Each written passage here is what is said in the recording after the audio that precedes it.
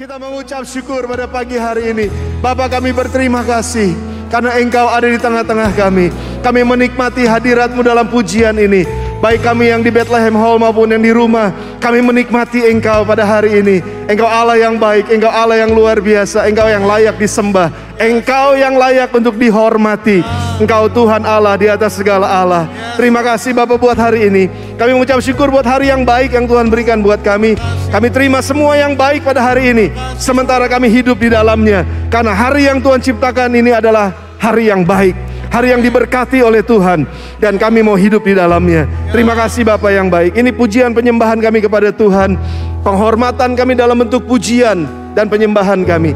Tiba saatnya kami belajar firman-Mu. Berkata-katalah buat kami melalui setiap pembacaan firman dan perenungan firman, dan setiap perkataan firman yang disampaikan. Biar Roh Kudus sendiri akan menghidupkan, membangkitkan roh kami, roh di dalam kami, pikiran di dalam kami, untuk bisa menangkap isi hatinya Tuhan, menangkap kasih dan cintanya Tuhan, menangkap keselamatan daripada Tuhan, dan kemuliaan daripada Tuhan. Berfirmanlah, kami siap, kami terbuka, kami mau belajar firman-Mu, dan kami mau diubahkan dengan pola pikir kami, sehingga kami boleh hidup sesuai dengan pola pikirnya Tuhan. Terima kasih Bapa yang baik. Dalam nama Yesus Kristus kami berdoa, mengucap syukur, dan kami berterima kasih. Dan semuanya siap untuk firman Tuhan, sama-sama katakan amin, amin. Beri tepuk tangan sekali lagi buat Tuhan kita. Puji Tuhan, amin, amin, amin. Sudah diberkati pada pagi hari ini? Yakin banget bahwa saudara diberkati pada hari ini. Yang ada di rumah juga saya percaya bahwa kita semua diberkati Tuhan. Boleh beri tepuk tangan sekali lagi buat teman-teman New Life. Thank you, good job. Sudah menolong kita masuk dalam hadirat Tuhan. Dan boleh saudara kasih salam sehat sekaligus salam angpau kepada teman-teman saudara yang ada di sebelah kiri, kanan, depan, belakang. Puji Tuhan. Silahkan duduk kembali saudara yang dikasih Tuhan. Selamat pagi. Senang kembali bisa bersama dengan saudara di dalam Bethlehem Hall, di dalam rumah Tuhan pada hari ini. Hari yang luar biasa. Memang betul saudara, ada yang bilang kita bisa aja nonton bola di rumah, dan kita bisa teriak-teriak di rumah nonton bola. Tapi memang paling seru itu kalau nontonnya di stadion bola. Bukan berarti nonton bola di rumah nggak bisa, bisa aja. Dan seru juga, ya, apalagi kalau rame-rame. Tapi memang paling seru kalau nonton di stadion. Saya rasa ibadah juga mirip-mirip seperti itu. Di rumah seru juga sih, oke juga, haleluya. Yang di rumah, saudara jangan berkecil hati kalau saudara sementara belum bisa ada di dalam gedung gereja bersama-sama. Ya, tapi di gedung gereja suasananya beda banget ya, karena seperti di lapangan bola. Well, bukannya berarti mau main bola. Saudara, hari ini kita masuk kepada minggu pertama dari bulan yang ketiga. Seperti yang sudah disampaikan bahwa bulan Februari dan bulan Maret ini kita akan membahas mengenai honor atau penghormatan. Dan saya mulai pada bulan ini dengan menghormati Allah dengan harta kita. Menghormati Tuhan dengan kekayaan kita. Menghormati Tuhan dengan our possession atau our belongings, atau dengan milik kita yang Tuhan percayakan kepada kita. Menghormati Allah dengan harta. Saudara siap untuk ini? Yang di rumah siap ya? Siapkan catatan saudara, note saudara, karena ada beberapa ayat yang perlu kita catat, dan saya mau supaya pola pikir dari firman Tuhan ini akan menjadi pola pikir kita juga. Bagaimana kita handle harta sebagai penghormatan kita kepada Tuhan. Allah kita adalah Allah yang cemburu, itu poin yang pertama. Ada 3 poin yang saya ingin sampaikan buat saudara. Allah kita adalah Allah yang cemburu. Beda cemburunya Allah dengan cemburunya manusia. Kalau manusia cemburunya membabi buta. Allah cemburunya punya alasan. Kenapa? Karena yang pertama sangat simpel, karena Allah itu adalah maha. Yang lain tidak maha. Allah itu maha besar, yang lain enggak. Allah itu maha kuasa, yang lain enggak. Allah itu maha hebat, yang lain enggak. Allah itu maha sempurna, yang lain enggak. Allah maha, yang lainnya enggak. Jadi kalau yang maha ini kita duakan, kita mendua hati dari yang maha ini, ya jelas dia yang maha itu akan jadi cemburu. Loh, saya yang paling bisa, saya yang paling ngerti, saya yang paling hebat, saya yang paling luar biasa. Kok kamu maunya selingkuh dengan yang lain? Kalau seorang suami berkata, oh saya udah lakukan yang terbaik. Istrinya masih selingkuh, atau sebaliknya istrinya, saya udah melayani suami dengan baik. Nggak ada seperti saya bisa melayani mereka. Wah, suaminya selingkuh, lalu cemburu. Nah, itu cemburunya manusia yang tidak sempurna. Bagaimana dengan Tuhan yang sempurna, saudara? Dia sanggup untuk lakukan apa saja dalam kehidupan kita, tetapi justru kita manusia memilih yang lain. Makanya Allah kita adalah Allah yang cemburu. Nah, Yesus membandingkan atau menyamakan, bukan menyamakan, membandingkan Allah itu dengan Mammon, bukan dengan iblis. Jadi kira-kira saudara kalau Yesus bisa bilang begini, kesetaraan di hati manusia antara Allah itu bukan dengan iblis, tetapi dengan Mammon. Makanya dalam Matius pasal yang ke-6 ayat yang ke-24, itu dikatakan, tak seorang pun dapat mengabdi kepada dua tuan. Karena jika demikian ia akan membenci yang seorang dan mengasihi yang lain. Atau ia akan setia kepada yang seorang dan tidak mengindahkan yang lain. Kamu tidak dapat mengabdi kepada Allah dan kepada Mammon. Bertahun-tahun saya pelajari ini saudara, bahwa Tuhan gak membandingkan dirinya dengan setan. Tuhan gak bandingkan dirinya dengan iblis. Karena memang iblis itu gak ada artinya di hadapan Tuhan. Dia cuman budak, ya kalau bisa dibilang begitu, saudara. Dia cuman budak yang gak ada artinya sama sekali dibandingkan dengan Tuhan. Tetapi Mammon dan iblis itu ngerti betul bahwa kalau manusia disuruh nyembah atau mengabdi kepada iblis, iblis ngerti gak ada yang mau satu juga. Siapa di sini yang mau? Ayo nyembah iblis. Gak ada yang mau pasti. Yang normal ya saudara, yang gak normal mungkin lain lagi. Tapi orang normal gak mungkin mau menyembah iblis saudara. Tapi kalau Mammon lain ceritanya. Mengabdi kepada kekayaan, mengabdi kepada harta atau keuangan itu beda ceritanya daripada mengabdi kepada setan. Tetapi karena iblis ngerti ini, maka iblis pakai Mammon untuk mengalihkan perhatian manusia dari Tuhan. Iblis bisa pakai Mammon, iblis bisa pakai kekayaan, iblis bisa pakai harta, itu untuk mengalihkan cinta atau hati manusia dari Tuhan kepada setan. Secara tidak langsung, sarananya adalah Mammon. Dan disinilah terjadi perselingkuhan sebetulnya saudara. Ketika hati manusia bukan lagi tertuju kepada Tuhan, tapi tertuju kepada Mammon.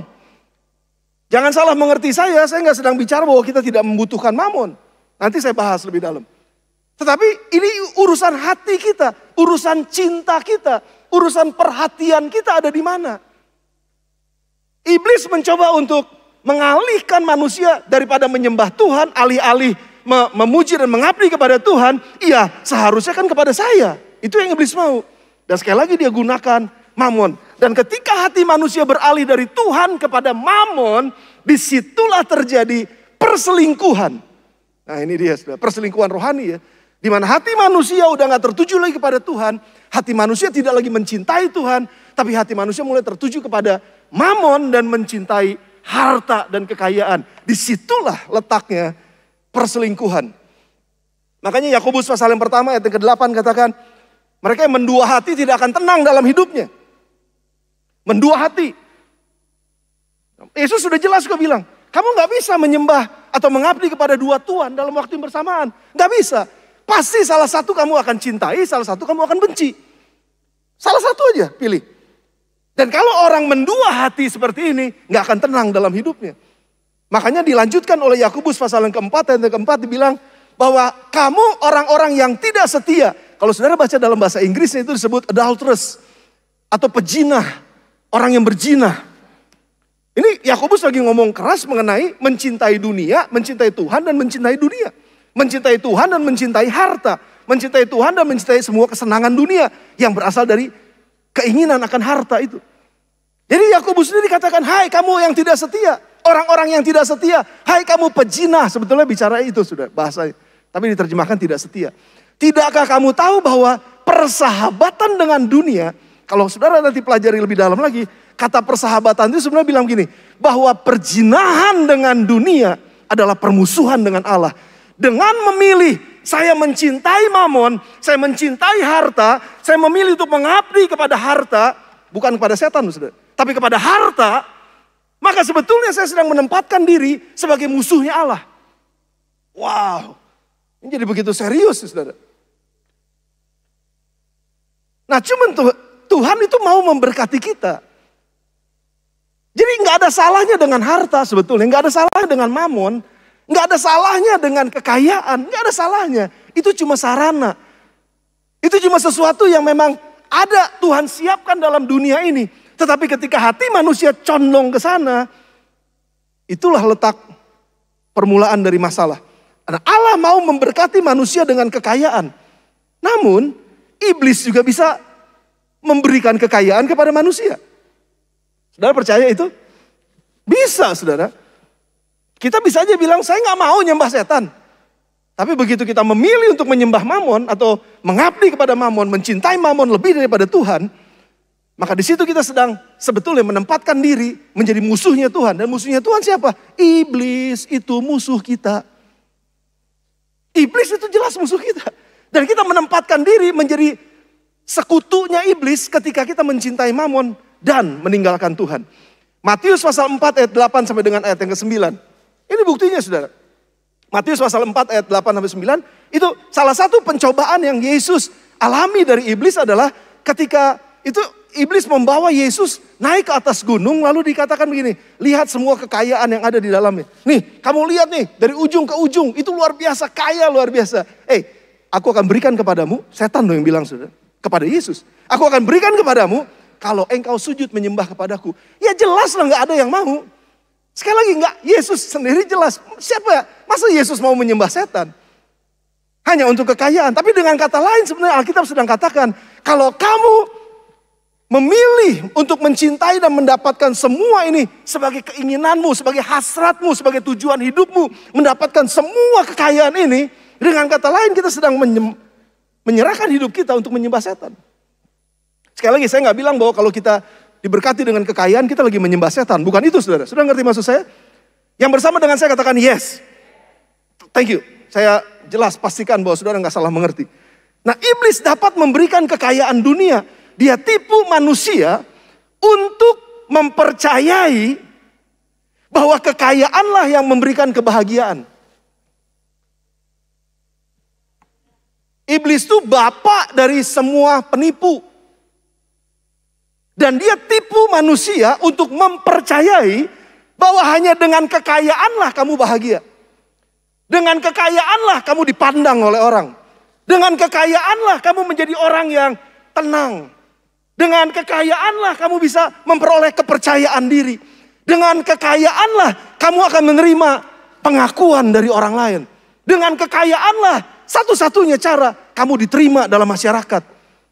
Itu iblis yang bohongin, saudara. No.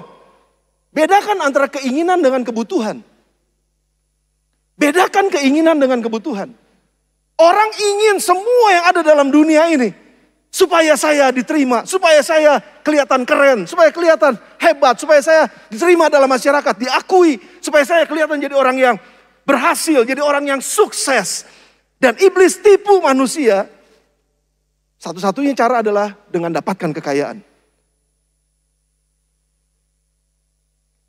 Nah, disitulah terjadi hati manusia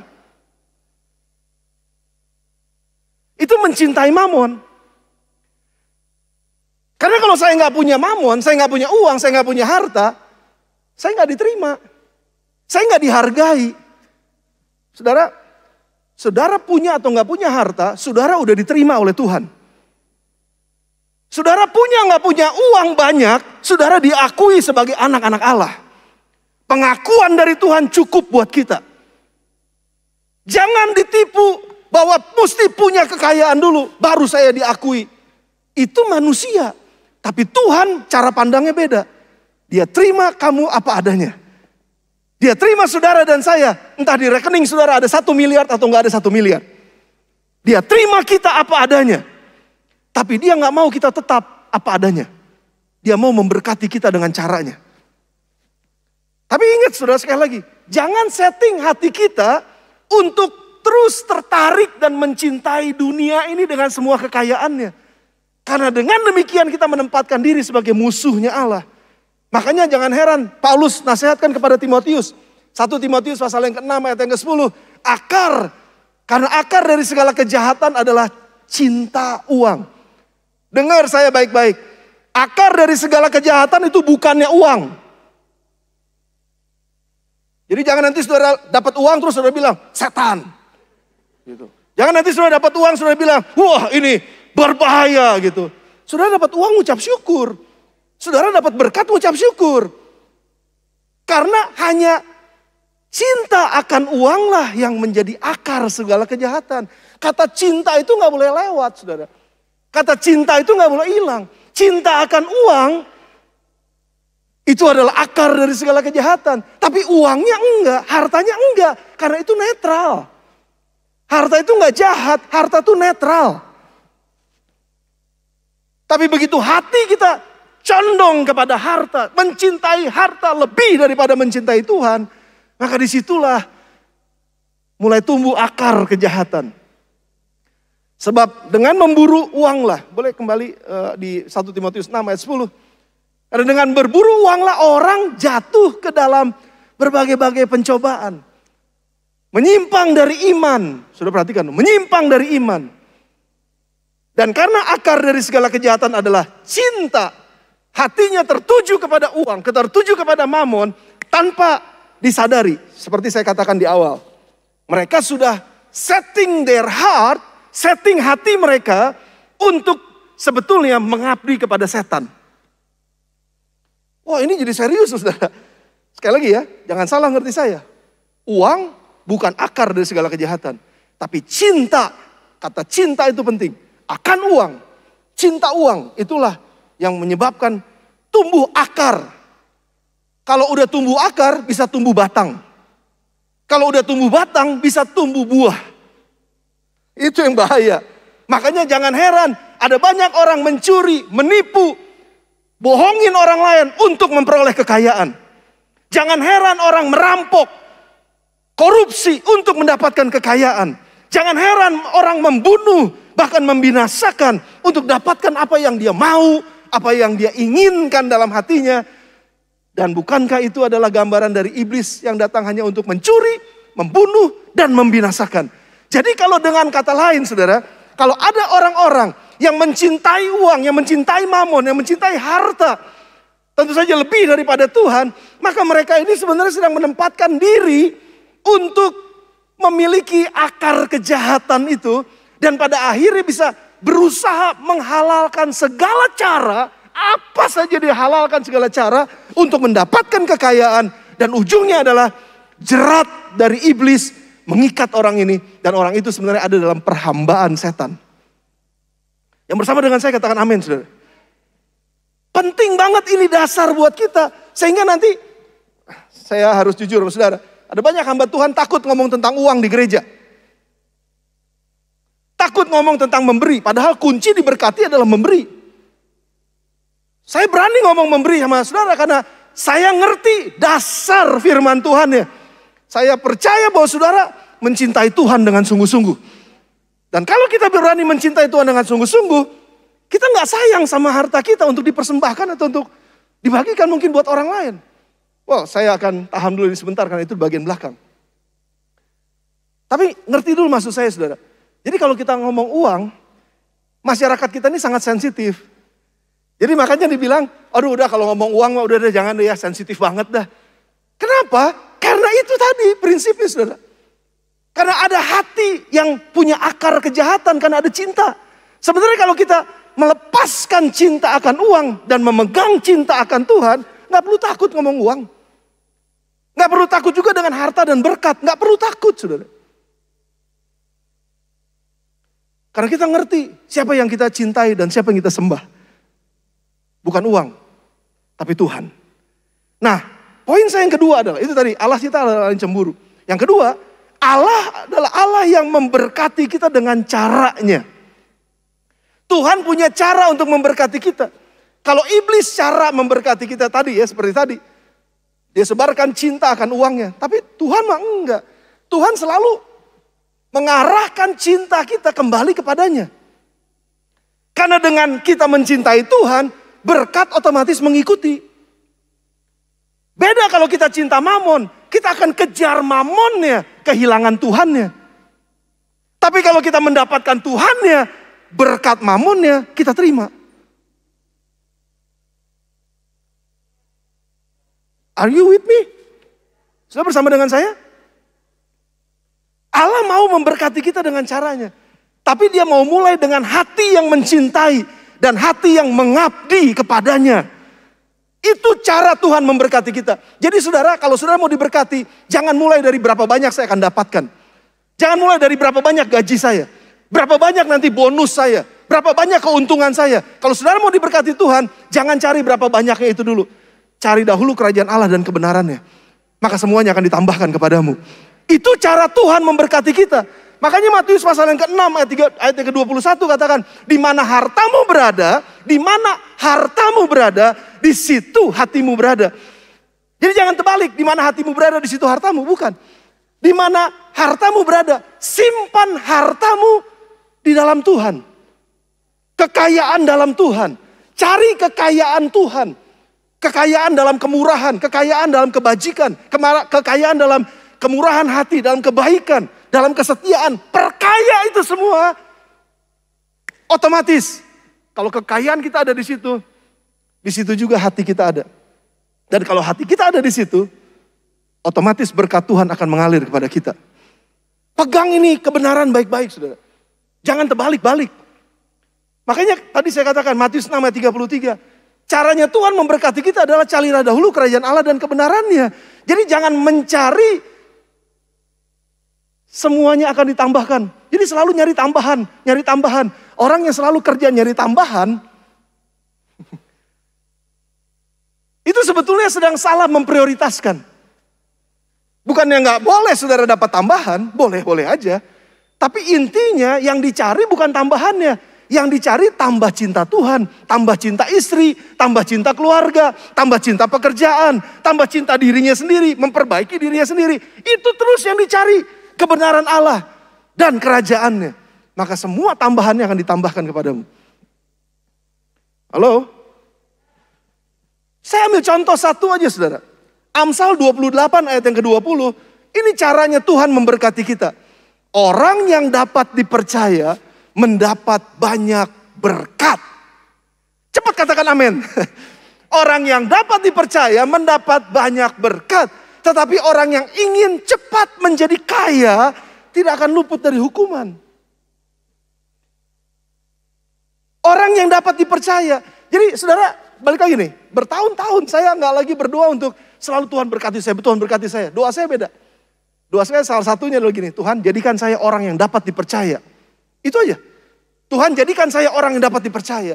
Kalau saya dapat dipercaya, janji Tuhan adalah saya akan mendapat banyak berkat. Tapi yang menjadi masalah orang nyari banyak berkatnya dulu.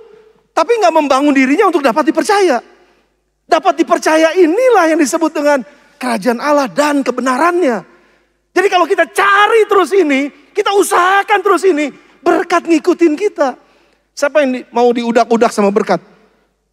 Ayo cepetan, siapa yang mau diudak-udak sama berkat tuh kan? Cepet kan ngangkat tangan kan? Karena kita bicara, kita mau diberkati. Wajar, yes, puji Tuhan, saya juga mau kok diberkati. Tapi jangan jadikan itu fokus kita. Jadikan fokus kita, bagaimana saya dapat dipercaya. Saya kerja dapat dipercaya. Di rumah sama istri dapat dipercaya. Anak-anak dapat percaya sama saya. Pimpinan saya dapat percaya sama saya. Orang-orang di sekeliling saya percaya sama saya. Percaya dengan perkataan saya. Percaya dengan pemikiran saya. Percaya dengan kebijakan saya. Percaya dengan keputusan-keputusan saya. Percaya dengan apa yang saya kerjakan. Percaya, dapat dipercaya. Bangun itu. Karena itu adalah kebenaran. Dan itu adalah nilai kerajaan sorga. Dan kalau kita cari itu dan kita hidup di dalamnya, otomatis banyak mendapat berkat. Yang diberkati katakan amin, saudara. Nah, saudara perhatikan pelajaran firman Tuhan pagi ini. Israel adalah budak selama 430-430 tahun. Budak loh saudara.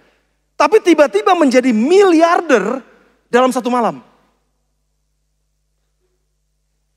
Ketika Tuhan melepaskan mereka dari bangsa Mesir, dikeluarkan oleh Tuhan dengan mujizat yang luar biasa. Cuma satu malam loh. Begitu mereka keluar, itu orang-orang Mesir udah nunggu di depan rumahnya, bagi-bagiin emas, bagi-bagiin harta buat orang Israel. 430 tahun kere. Napas mereka aja bisa bilang gini, miskin. Miskin. Itu 430 tahun saudara. Nggak punya apa-apa, nggak dianggap, nggak berharga sama sekali. Budak, 430 tahun. paradigmanya sama sekali nggak ngerti apa itu kekayaan. Nggak ngerti sama sekali apa itu kenikmatan hidup. Budak 430 tahun. Satu malam diberkati oleh Tuhan luar biasa dengan kekayaan. Namun yang herannya adalah begini. Tuhan nggak langsung bawa mereka ke tanah perjanjian. Tapi Tuhan ajak mereka keliling di padang gurun. Tuhan lagi ngajarin sesuatu. Walaupun engkau punya uang banyak. Tapi engkau butuh Tuhan untuk kehidupanmu. Dibawa keliling padang gurun selama 40 tahun. Yang dimana harta mereka yang berlimpah-limpah dari orang Mesir. Nggak ada artinya sama sekali. Mau beli susu beruang juga nggak bisa. Mau beli nasi uduk nggak ada yang jual. Gak ada sama sekali. Hartanya gak kepake di padang gurun. Dan Tuhan sedang mengajar mereka. Hei, yang kamu butuhkan bukan harta. Karena kalau mau diberkati, gampang aku berkati engkau dengan harta. Tapi yang paling penting yang kamu butuhkan adalah hati. Kalau hatimu gak tertuju kepada Tuhan, hartamu akan membinasakan engkau. Kalau hatimu tidak tertuju kepada Tuhan, maka uangmu akan menjadi kutuk buat engkau. Tuhan mau setting hatinya orang Israel. 430 tahun menjadi budak. 40 tahun diajak keliling-keliling. Setelah 1 hari mendapatkan kekayaan yang melimpah. Dan waktu mereka ada di padang gurun. Mereka lihat mau beli apa. Ini gak kepake sama sekali. Simpen. Tapi hari demi hari. Waktu mereka lapar. Mereka berseru kepada Tuhan. Mengandalkan Tuhan. Tuhan turunkan mana. Sudah baca bersama dengan saya. Ulangan pasal 8 ayat yang pertama sampai dengan ayat yang ke-18. Saya akan bacakan ini satu-satu buat saudara. Tapi saudara perhatikan ayat-ayat ini, saudara berikan tanda-tanda di dalam Alkitab saudara atau Alkitab saudara. Taruh tanda-tanda ini. Dan catat ini baik-baik saudara. Perhatikan ayat yang pertama, ulangan pasal yang ke-8. Segenap perintah yang kusampaikan kepadamu pada hari ini, haruslah kamu lakukan dengan setia. Supaya kamu hidup dan bertambah banyak.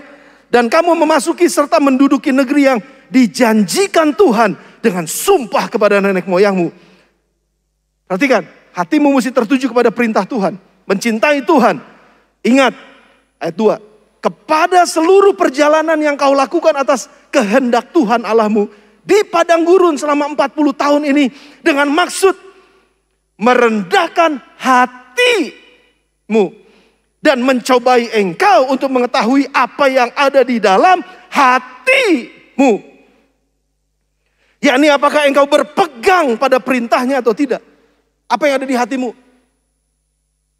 Engkau bisa aja dapetin harta dalam semalam. Kau bisa aja dapetin kekayaan yang luar biasa dengan cara yang cepat.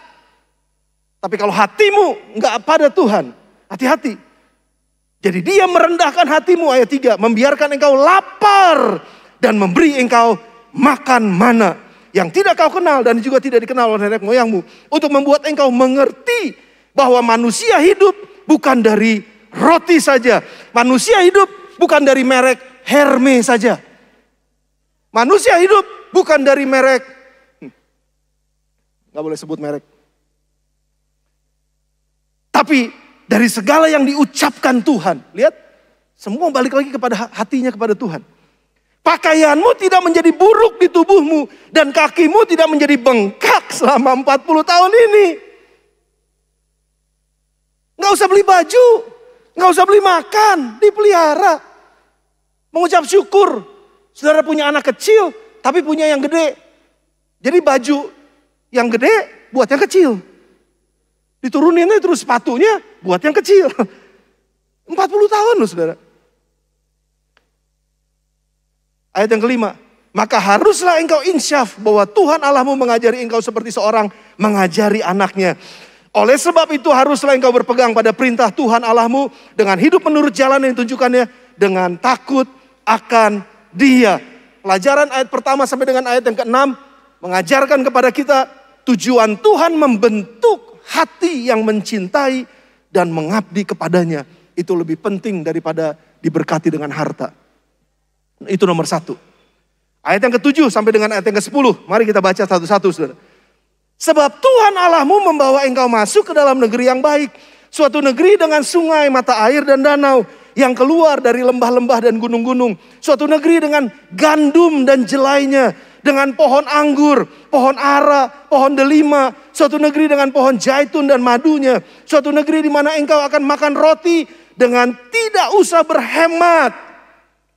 Di mana engkau tidak akan kekurangan apapun. Suatu negeri yang batunya mengandung besi dan dari gunungnya akan kau gali tembaga. Dan engkau akan makan dan engkau akan kenyang. Maka engkau akan memuji Tuhan Allahmu karena negeri yang baik yang diberikannya kepadamu. Ayat yang ke-10, janji Tuhan untuk menempatkan kita di tempat yang basah. Saudara ditempatkan, diposisikan di tempat banyak berkat di sana. Namun kalau nggak dimulai dari ayat 1 sampai ayat 6 di mana dia harus setting your heart first. Dia harus membentuk hati kita terlebih dahulu. Maka ketika kita ditempatkan di tempat yang basah, korupsi terjadi di situ. Cinta akan uang terjadi di situ. Kejahatan terjadi di situ. Tuhan nggak mau orang Israel keluar dari tanah Mesir, masuk ke tanah perjanjian, tapi tetap hidupnya terkutuk. Cuma memang bedanya di tanah Mesir kekurangan, di sini kelimpahan. Tapi setelah mereka kelimpahan, hidupnya ujung-ujungnya sama, terkutuk juga.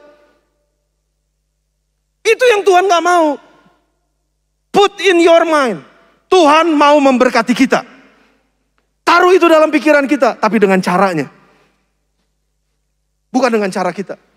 Bukan dengan cara dunia, tapi dengan caranya. Dia mau memberkati kita. But kita harus pertama kali setting our heart untuk mencintai dia lebih daripada mamon. Ayat yang ke-11 sampai 17. Ini pernyataan Tuhan. Hati-hati supaya jangan engkau melupakan Tuhan Allahmu dengan tidak berpegang pada perintah, peraturan dan ketetapan yang kusampaikan padamu pada hari ini. Dan supaya apabila engkau diberkati, engkau diperkaya, sudah makan dan kenyang, mendirikan rumah yang baik serta mendiaminya. Dan apabila lembu sapimu dan kambing dombamu bertambah banyak, toko-tokomu bertambah banyak, omsetmu bertambah besar, emas serta perakmu bertambah banyak, dan segala yang ada padamu bertambah banyak, jangan engkau tinggi hati, sehingga engkau melupakan Tuhan Allahmu yang membawa engkau keluar dari tanah Mesir, dari rumah perbudakan, dan yang memimpin engkau melalui padang gurun yang besar dan dahsyat itu, dengan ular-ular yang ganas serta kalajengkingnya, dan tanah yang gersang dan tidak ada air. Dia membuat air keluar bagimu dari gunung batu yang keras. Dan yang di padang gurun memberi engkau makan mana yang tidak dikenal oleh nenek moyangmu. Supaya direndahkannya hatimu dan dicobainya engkau. Hanya untuk berbuat baik kepadamu akhirnya. Hanya untuk berbuat baik Tuhan lakukan itu. Supaya engkau menikmati berkatmu yang diberikan oleh Tuhan dan tidak menjadi kutuk. Watch out, karena engkau pasti diberkati Tuhan. Namun sebelum engkau diberkati Tuhan, setting your heart, setting hatimu untuk tidak mencintai mamon lebih daripada Tuhan, karena kita tidak bisa menyembah dua Tuhan dalam waktu yang bersamaan. Dan ayat 18 saya tutup dengan ini, saudara. Ayat 18. Wow, ini pernyataan. Tetapi haruslah kau ingat kepada Tuhan Allahmu. Sebab dialah yang memberikan kepadamu kekuatan untuk memperoleh kekayaan. Dengan maksud meneguhkan perjanjian yang diikrarkannya dengan sumpah kepada nenek moyangmu. Seperti yang sekarang ini. Dia memberikan kepadamu bukan kekayaan. Dia memberikan kepadamu kekuatan untuk memperoleh kekayaan. Dia memberikan kepadamu nilai-nilai kerajaan sorga. Ketika engkau hidup di dalamnya, kuat di dalamnya, maka kekayaan akan mengikutimu.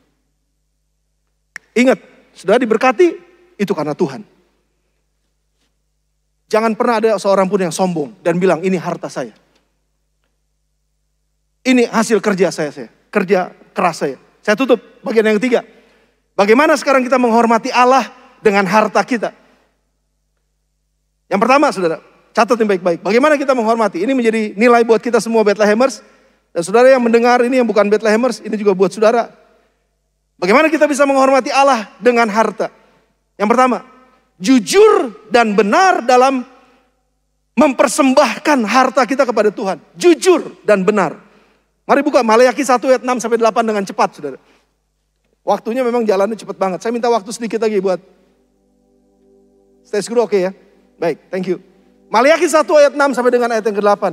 Seorang anak menghormati bapaknya dan seorang hamba menghormati tuannya. Jika aku ini bapa, di manakah hormat yang kepadaku itu? Jika aku ini tuan, di manakah takut kepadaku itu? Firman Tuhan semesta alam kepada kamu. Hai para imam yang menghina namaku. Tetapi kamu berkata, dengan cara bagaimana kami menghina namamu? Ayat yang ke-7. Kamu membawa roti cemar ke atas mezbahku. Tetapi berkata, dengan cara bagaimana kami mencemarkannya? Dengan cara menyangka meja Tuhan boleh dihinakan. Ayat yang ke-8. Apabila kamu membawa seekor binatang buta untuk dipersembahkan, tidakkah itu jahat? Apabila engkau membawa binatang yang timpang dan sakit, tidakkah itu jahat? Stop sampai sini. Persembahan model apa yang saudara bawa ke dalam rumah Tuhan? Sisa-sisa? Atau yang terbaik yang saudara siapkan? Jangan hina Tuhan dengan memberikan yang sisa yang kita punya. Persembahkan yang terbaik.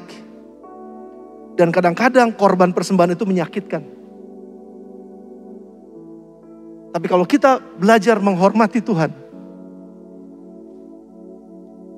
kita pasti akan menjaga persembahan kita yang terbaik. Jangan asal-asalan bawa persembahan saudara masuk dalam rumah Tuhan. Dan jangan juga itu adalah hasil perampokan atau hasil korupsi yang saudara bawa ke dalam rumah Tuhan untuk nyokok Tuhan. Engkau menghinakan mezbah Tuhan. Engkau tidak menghormati Tuhan. Hati-hati. Saya berani berkata ini, kalau saudara memang korupsi, dapat banyak. Lalu saudara bilang, persembahkan kepada Tuhan supaya korupsi nggak ketahuan. Saudara sedang menghina mezbah Tuhan. Hormati Tuhan dengan harta saudara. Kalaupun saudara dapat gaji mungkin kecil, saudara memberikan persembahan kecil pada Tuhan, itu lebih baik daripada saudara dapat gede tapi hasil yang nggak baik. Persembahkan persembahan yang kudus di hadapan Tuhan. Maliaki 3 ayat 8 sampai 10. Apabila kamu membawa Maliaki pasal yang ketiga ayat yang ke-8.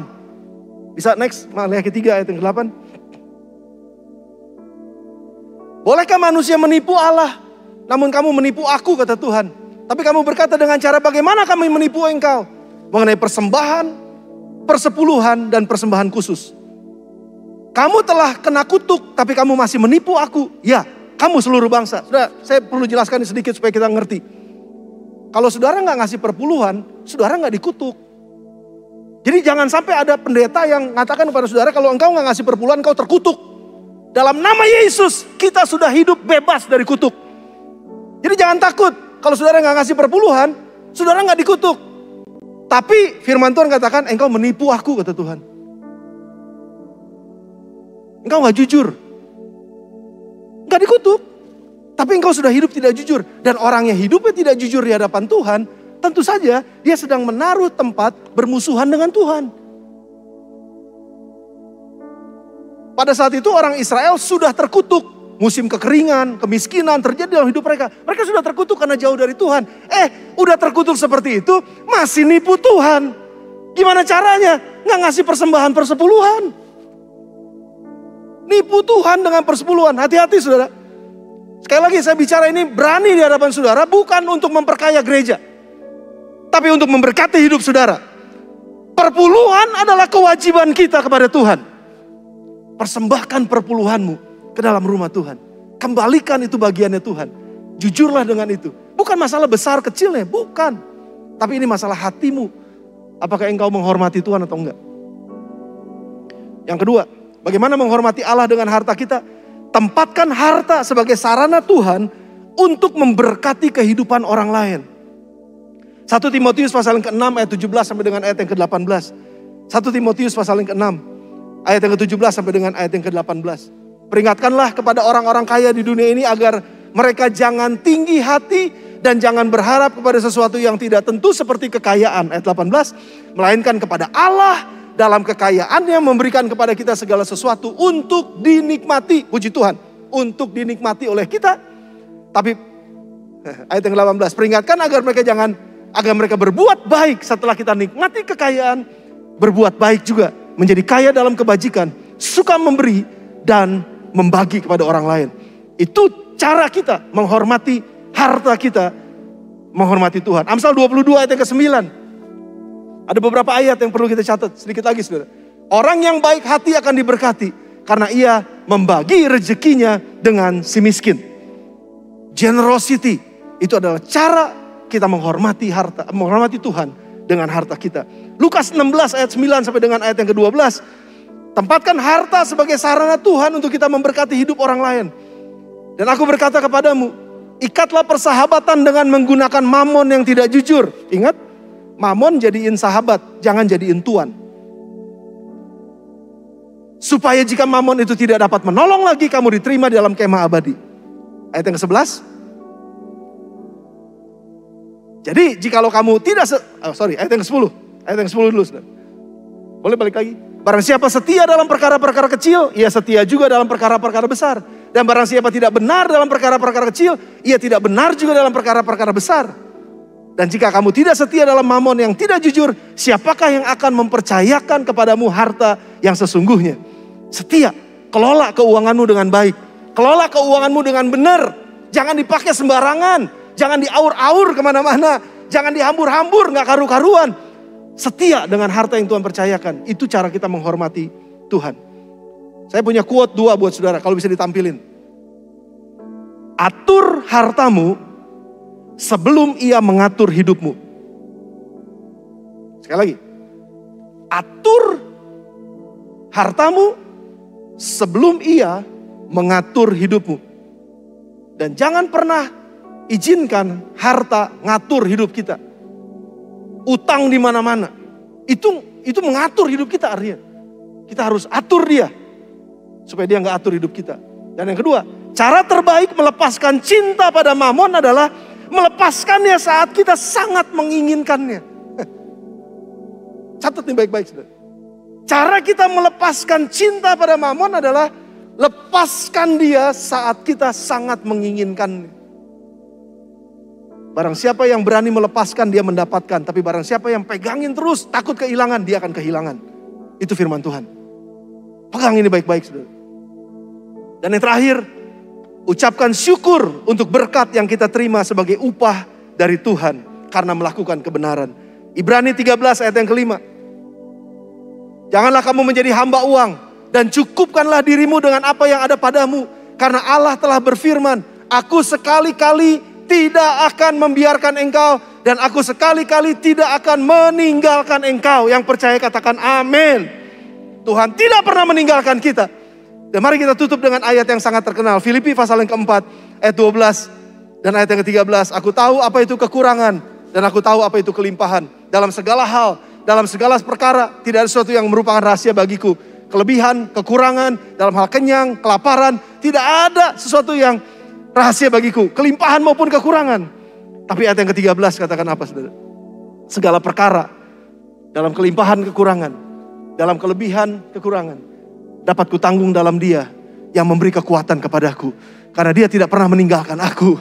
Dia setia, Dia jujur, Dia Tuhan yang baik buat saya. Dan ayat yang ke-19 dari Filipi pasal 4. Allahku, pegang baik-baik, akan memenuhi segala keperluanmu menurut kekayaan dan kemuliaannya dalam Kristus Yesus Tuhan kita. Bangkit berdiri bersama dengan saya.